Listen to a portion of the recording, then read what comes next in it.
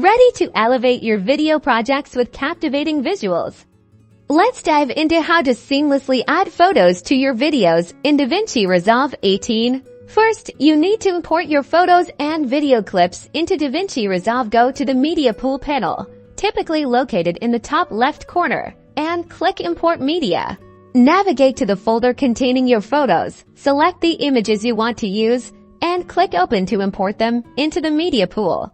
Now, drag your video clip from the media pool onto the timeline. Then, drag your chosen photo from the media pool and place it on a separate video track above your main video clip on the timeline. This layering is crucial.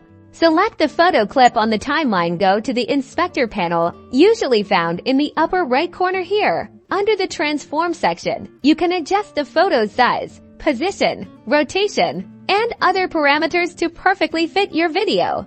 To create a smoother integration, use the Opacity Control under the Compositing section in the Inspector. Lower the opacity to make the photo partially transparent, blending it seamlessly with the underlying video. For a professional touch, add transitions. Go to the Effects library, find transitions like Cross, Dissolve, or Fade, and drag them to the beginning and end of your photo clip on the timeline. This will create smooth fades in and out.